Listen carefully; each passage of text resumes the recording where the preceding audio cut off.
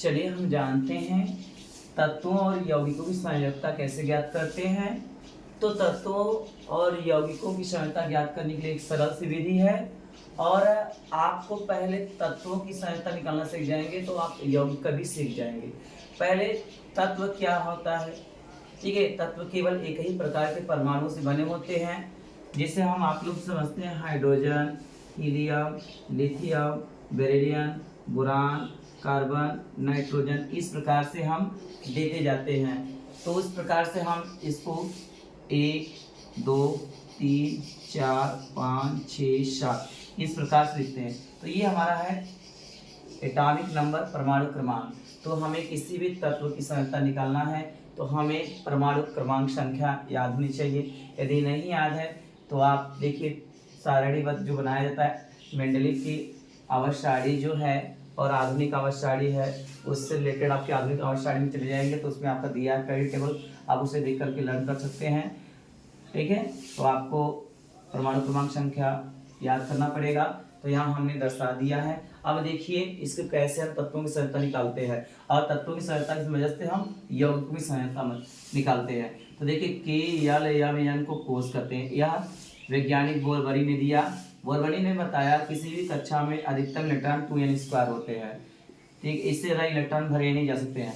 जहाँ इन्होंने बताया कि n = कोषों की क्रम संख्या है। यदि हम देखा जाए तो ये 1 2 3 4 नंबर पर क्रमशः आ रहे हैं। तो चलिए इस नियम में रखते हैं। तो 2 × 1 का स्क्वायर, तो यहाँ 1 है कि 1 का स्क्वायर 1 ही होता है, तो 2 × 1 हो जाएगा = 2 हो जाएगा। तो हमें के कोष में 2 इलेक्ट्रॉन मिल जाए। अब n = हम यहाँ पे 2 रखेंगे तो हो जाएगा हो जाएगा 2n² हो जाएगा 2 × 2 का स्क्वायर 2 × 4 हो जाएगा। 2 का स्क्वायर 4 होता है, तो 4 × 2 = 8 हो गया हमारा, 4 × 8 जिसे बोलते हैं।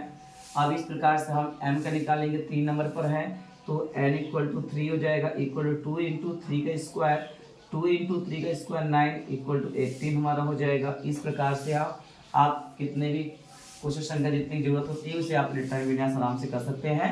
आप इलेक्ट्रॉनिक्स में भर सकते हैं। आपको याद रखना होगा किसी भी कोष में अधिकतम इलेक्ट्रॉन संख्या 2n² होती है। चलिए हम आगे चलते हैं।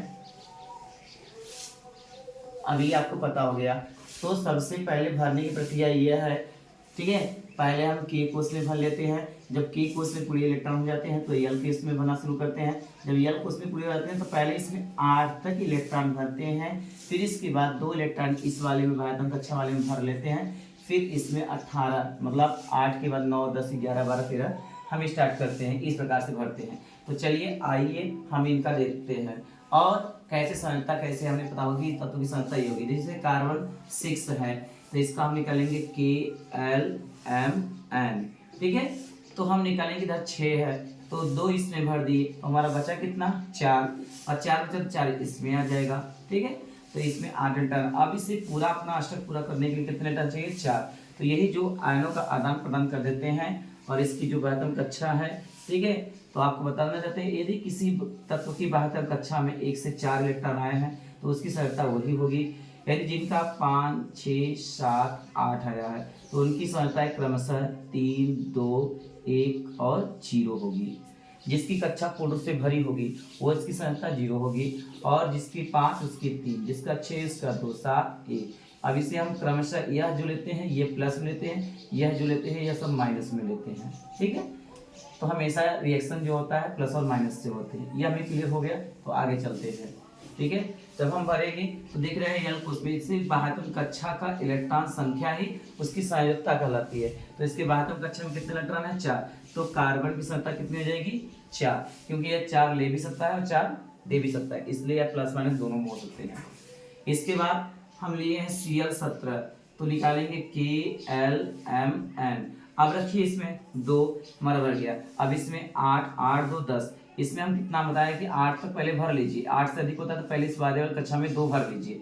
तो आपका 8 है, इसमें बच रहा है 7 7 भर दीजिए, ठीक है। अब इसके बाद हम कक्षा में कितना इलेक्ट्रॉन बचा है 7। हमने बताया कि जिसका देखिए 5 उसका 3, जिसका 6 उसका 2, जिसका 7 उसका 1, जिसका 8 उसका 0, इस प्रकार से होता है। तो यहाँ पर 7 आया तो इसकी संयोजकता कितनी होगी 1। तो क्लोरीन की संयोजकता जो होगी -1 होगी, क्योंकि यह इसके बाद कितना आया 7, हमने बताया ना 7 जिसका रहेगा -3 -2 -1 इस प्रकार से लेते हैं तो इसकी संयोजकता -1 आ जाएगी। ये ऑक्सीकरण संख्या निकालने के लिए हमें लाभदायक होगा ये प्लस और माइनस। ठीक है, अगला है नाइट्रोजन। तो नाइट्रोजन करेंगे तो 7 हो जाएगा, तो इसे KLMN से निकालेंगे तो 2 5। ठीक है, ठीक है 2 5। अब हमारे बाह्यतम कक्षा में कितने इलेक्ट्रॉन है 5। हमने बताया जिसकी संयोजकता अब बाह्यतम कक्षा में 5 इलेक्ट्रॉन उसकी संयोजकता कितनी होगी -3, तो यानी कि संयोजकता जो होगी वो -3 होगी। और इसके बाद कैल्शियम आ जाइए Ca, ये होता है 20।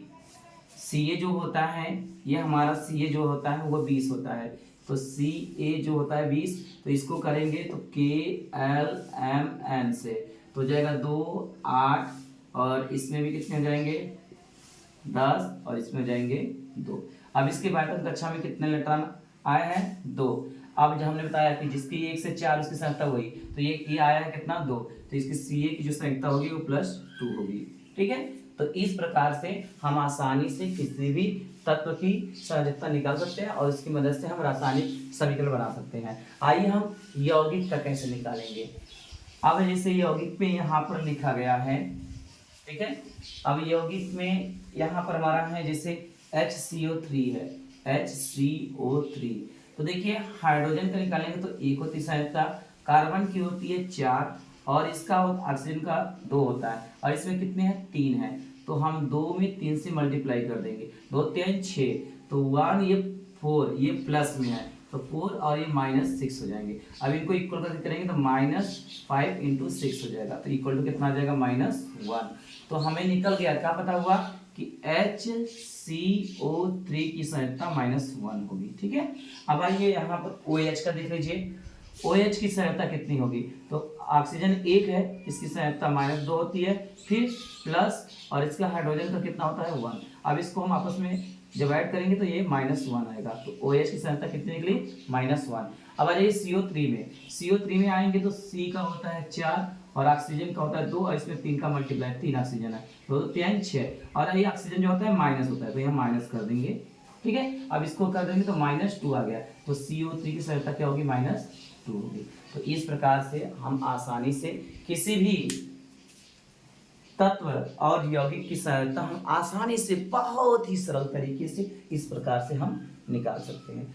तो आपको ये मेथड अपना लेना चाहिए। जैसे कि एक बार बता देना चाहते हैं, जैसे यहाँ CO3 है तो कार्बन की 4 और ऑक्सीजन का 2 होता है और ये माइनस में होता है तो माइनस चिन्ह ले लेंगे और इसका 2 में 3 का मल्टीप्लाई कर देंगे, क्योंकि ऑक्सीजन हमारा 3 है तो 2 3 6 और घटा देंगे तो -2 आएगा, इसलिए CO3 की संयोजकता -2 होगी। ठीक है, तो इस प्रकार से हम विभिन्न तत्वों की संयोजकताएं जो होती है सरल और आसान तरीके से हम निकाल सकते हैं। ठीक है, तो आप कोशिश करिएगा अधिक से अधिक संयोजकता याद करने का और इससे आपका क्या होगा, किसी भी रासायनिक अभिक्रिया का समीकरण बनाना होगा उससे आप आसानी से सीख सकते हैं और समझ सकते हैं।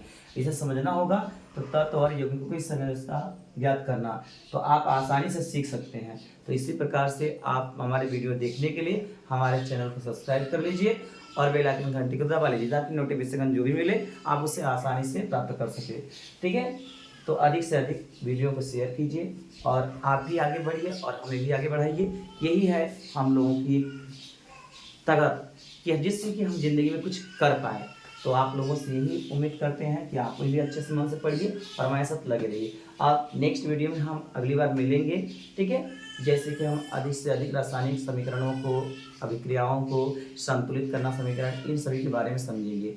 आज के लिए इतना ही, थैंक यू।